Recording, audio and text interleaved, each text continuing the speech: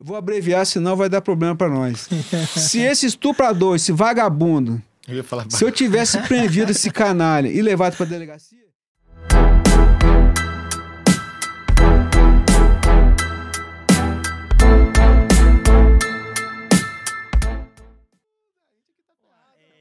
Capitão, né, o senhor foi agraciado aí com graças a Deus, né, com o mandato aí de deputado estadual. Graças a Deus. E acredito é federal, não? Pensei que era federal, pô. Isso aí é o próximo degrau. O próximo degrau, né?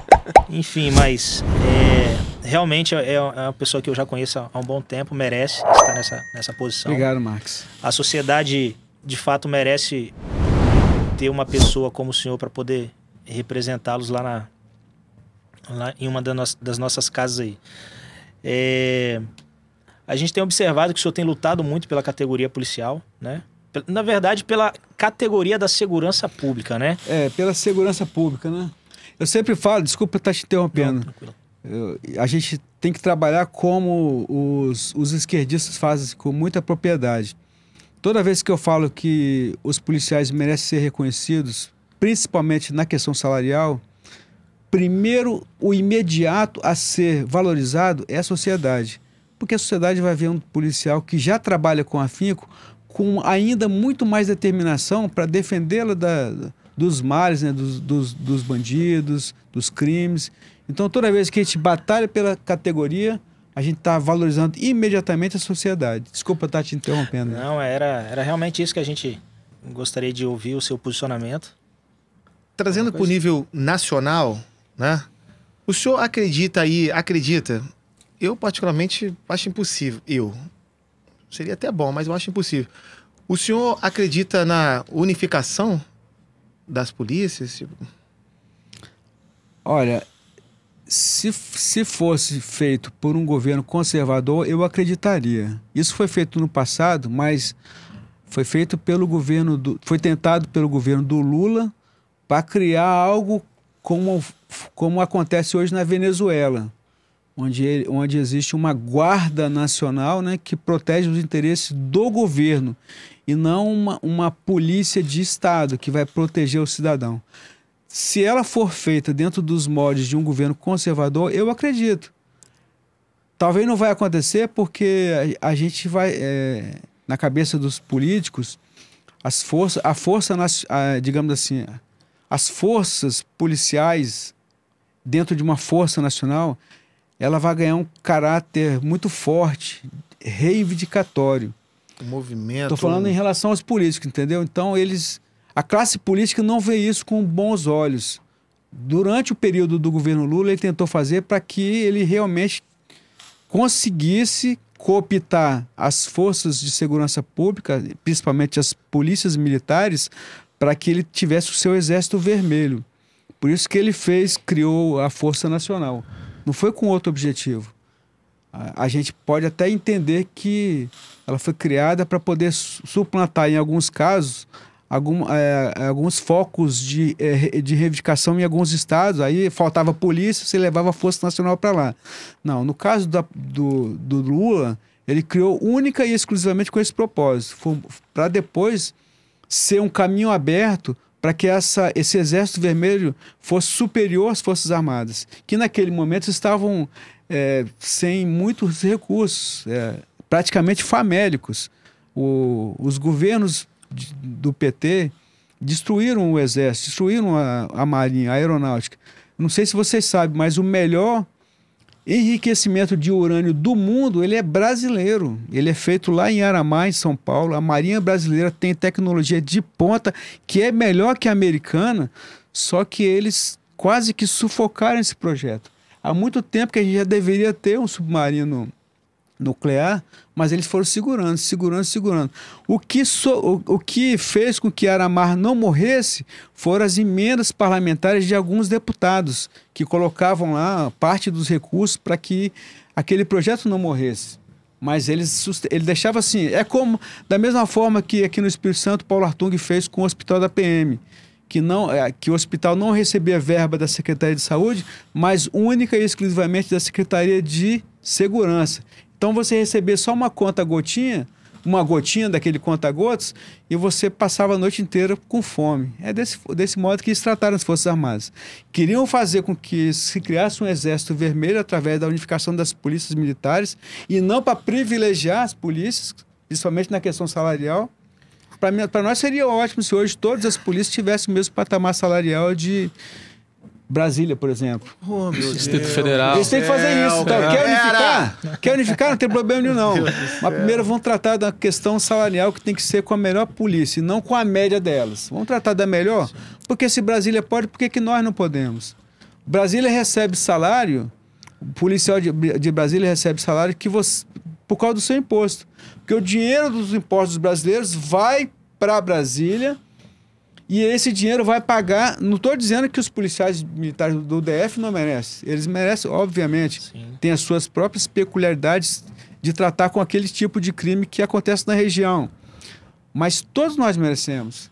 Então, que essa unificação, primeiro, seja vista pelo lado da categoria, que seria na valorização profissional / salarial. A gente não pode abrir mão disso. Se for só de um lado, vocês vão... Hoje, se você acha que a Guarda Nacional da Venezuela está bem, obviamente eles estão melhor do que a população que está passando fome. Mas eles estão na miséria. Se oferecerem... É como os atletas de Cuba. Eles foram os melhores. Não ganharam 100 mil, 150 mil, 200 mil, mas ganharam uma cesta básica. O resto do povo está passando fome, então eles estão bem. É desse modo que está a Guarda Nacional da Venezuela. Tá bom demais. Um amigo meu me falou sobre exatamente... Pegou o Serginho Grossman. Um amigo... Exatamente sobre isso. Aquela sexóloga lá no Programa Livre, né? Altas horas. A sexóloga tá lá, né? Aí chega, sexóloga. A minha amiga pediu pra perguntar se isso... Era ela mesmo. Você vai reservar o sigilo da fonte, né? Um amigo meu, como eu tava falando, eu perdi até um pouco do raciocínio que acontece. Agora acaba de confirmar. Foi criada a Força Nacional, pegaram alguns polícias de todos os estados para proteger exclusivamente o governo na época. E eu ouvi falar também, esse amigo meu, que Venezuela que seria um espelho para essa Força Nacional. É meio preocupante na época, né? Um governo de esquerda, como o Lula, fazer os mesmos mods da Venezuela.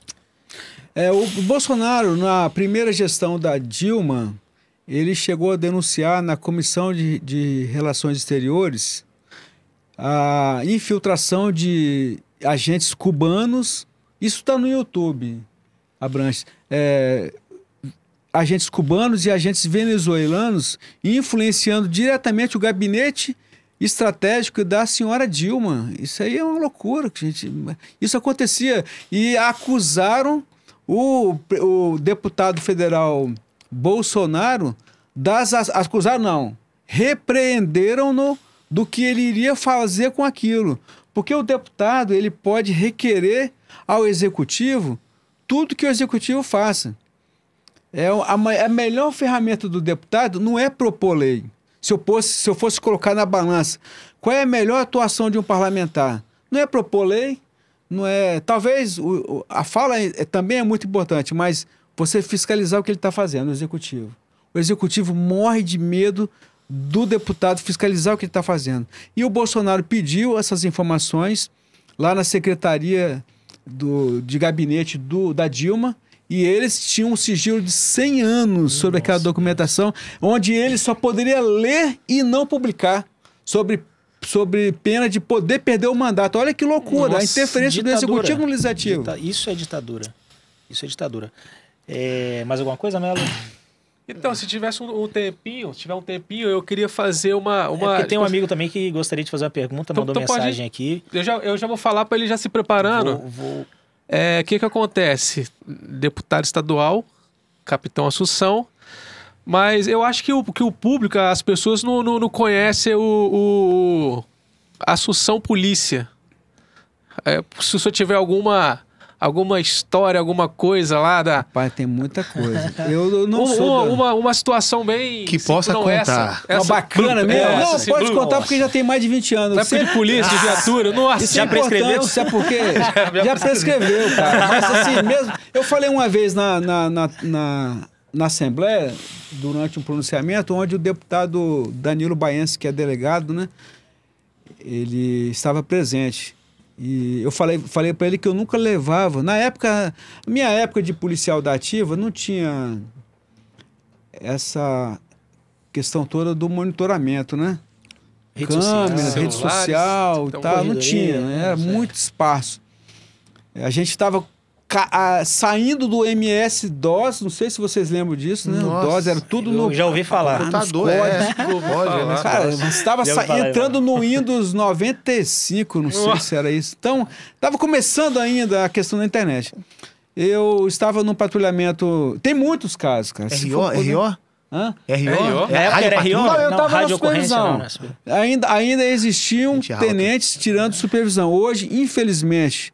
O sargento está sendo depreciado da sua função, que é formidável, para cumprir uma função que é do oficial, e ele não recebe por isso. Isso é desvio de função, mas não é problema do sargento, é problema do governo, que não quer remunerá-lo, porque ele é capacitado para isso, mas ele tira a função de supervisor, porque não tem tenente, e não recebe como tenente. Isso é um crime que só quem pode pagar é o governo. Isso é uma loucura. Inclusive, a próxima semana já estaria entrando com a emenda para corrigir essa distorção. Mesmo que a gente esteja em minoria dentro da Assembleia, mas pelo menos eu vou mostrar para todo mundo que esse fato criminoso é de única e total responsabilidade do governo. Mas voltando, eu estava no patrulhamento ali na antiga Carrefour, em Vila Velha, vocês conhecem? Eu era do 4º Batalhão. 4º Batalhão. À direita, você indo daqui para Vila Velha, para Vitória... pela rodovia Carlos Lindenberg, tinha Hoje tem um monte de container ali, já viram? Sim, ligado ao porto ali, né? Antigamente não tinha nada, era um matagal. Eu estava vindo com a minha viatura, mais um policial, eu e mais um motorista, né? Nós trabalhávamos num golzinho quadrado e devia ser por volta de 11h30 da noite, né? Passando normal, a gente ia em direção a Rio Marinho, pela Darli Santos. E pulou uma jovem na faixa de seus 15 anos, adolescente, jovem não, adolescente. Pulou daquele cercado, pulou totalmente nua diante de nós e implorando por socorro. E nós, rapidamente, ela pulou, né? Nós paramos a viatura, nós estávamos em 3. Naquele tempo ainda tinha a guarnição de 3. Hoje não existe hoje não tem mais. Hoje tem mais. Uma loucura que fazem hoje com vocês. E ela pulou, rapidamente, era inverno, né? A gente tirou a gandola e cobrimos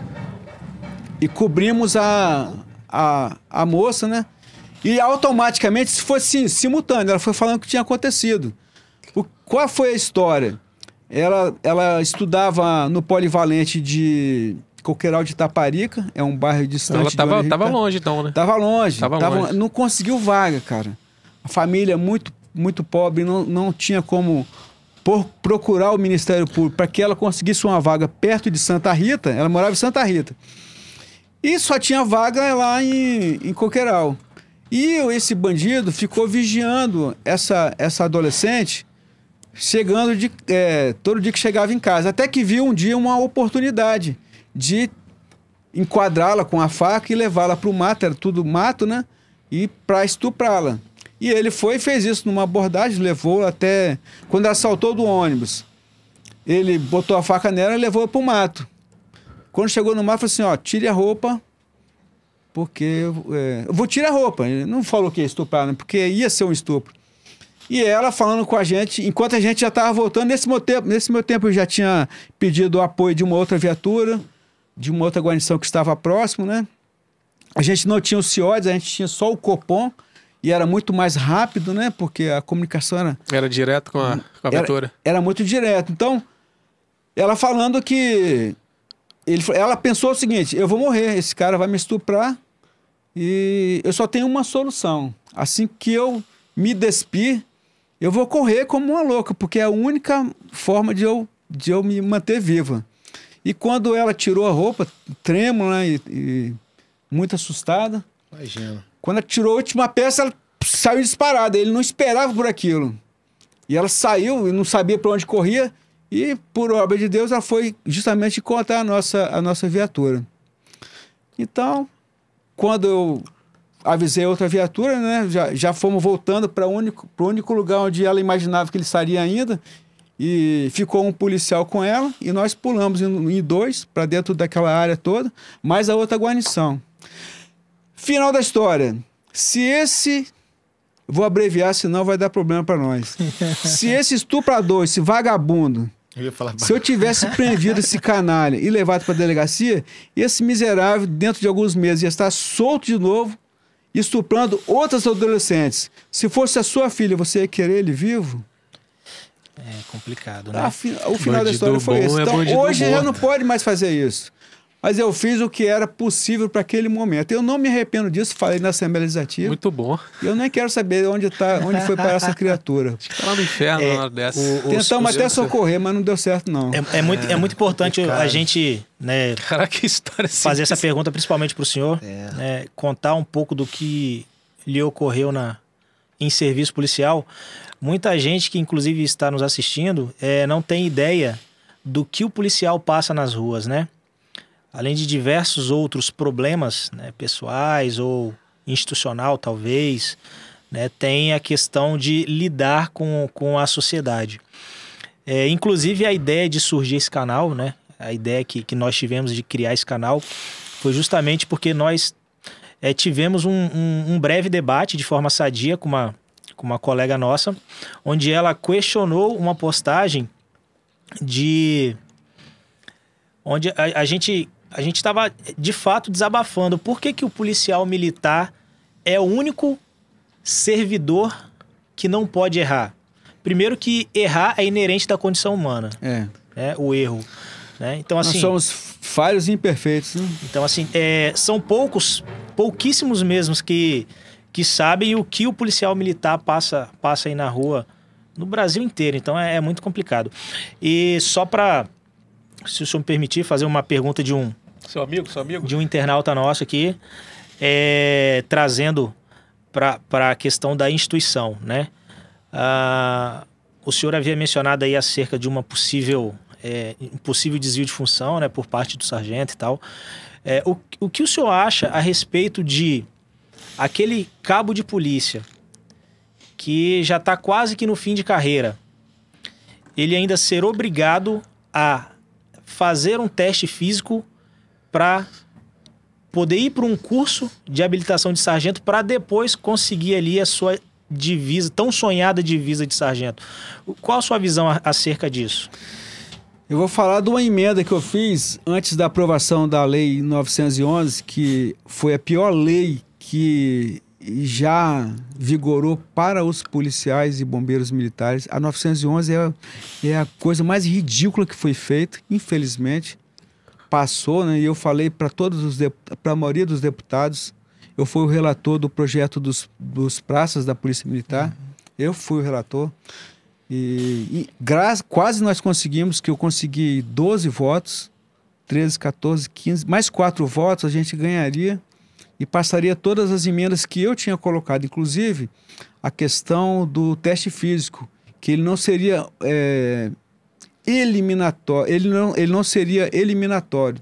Ele seria o teste para você fazer o recondicionamento no curso que você fosse fazer, na próxima graduação. E jamais ser usado para a questão de classificação ou de eliminação. Porque as gerações de policiais, elas não têm tempo dado pelo Estado para manter o seu condicionamento físico, como existe em outras organizações militares, como o Exército, a Marinha e a Aeronáutica. Então seria, na verdade, um reconhecimento da falha do Estado em não dar esse tempo ao policial militar. A gente tinha feito essa emenda, né? Infelizmente, não somente essa emenda, muitas coisas. A nossa lei é muito mais contemplativa de reconhecer o trabalho do policial do que a do governo do Estado. ela promoveria a promoção por tempo de serviço, porque, na verdade, o dia a dia seu é melhor do que muitos anos escolares dentro da academia da Polícia Militar. Quando a gente sai da academia, o aspirante sai da academia, ele tem que submeter com simplicidade e com inteligência ao tempo de aprendizado que o policial tem de rua. Senão você captura, todo mundo sabe disso. Eu fui aspirante. Obviamente eu tinha uma experiência de praça, mas quem não tem? Você vai ter que dar uma de comandante para alguém que tem conhecimento de rua? Então nada mais justo do que valorizar as categorias pelo reconhecimento do seu esforço na rua e promovê-los por tempo de serviço, como existe em outros estados como Rio de Janeiro. Mas essa emenda eu já tinha feito de fazer com que o teste físico fosse somente para você fazer o seu recondicionamento no curso, se houvesse. Alguns cursos não há necessidade. Por exemplo, eu acho uma grande falha da corporação chamada Polícia Militar, estou falando só da Polícia Militar e não do Corpo de Bombeiros, da questão do CHS. Não há necessidade de CHS. Você pode fazer tudo de forma virtual. Não estou falando de pandemia, mas estou falando de EAD, né? E ter o sargento próximo à sociedade. Você não perde o aluno sargento. Ele vai estar fazendo o seu curso ao mesmo tempo que ele policia a rua do seu bairro. Capitão, infelizmente, o nosso tempo ultrapassou. Poxa. Infelizmente ultrapassou. O pracinha aqui só pode pagar 1 hora. Então seria 2. É verdade, ninguém vai falar aqui. É verdade. Então, mas quero agradecer a disponibilidade. Obrigado, Abrantes. O tempo que o senhor tirou aí da sua agenda, que deve ser corrida aí, para estar aqui com a gente, né? Batendo esse papo, essa resenha, trazendo um pouco da sua experiência política, da sua visão, né? Falando com propriedade de quem viveu lá em Brasília, de quem vive na política do Estado e conhece. Então, para nós, é um aprendizado. Quero agradecer, tá bom? E aproveitar também, agradecer aqui o pessoal do Lords Mobile, da Guilda, RL, aquele abraço. Paulo de Salvador, o Ítalo de Votuporanga, inscrito nosso, longe, interior de São Paulo. São Paulo.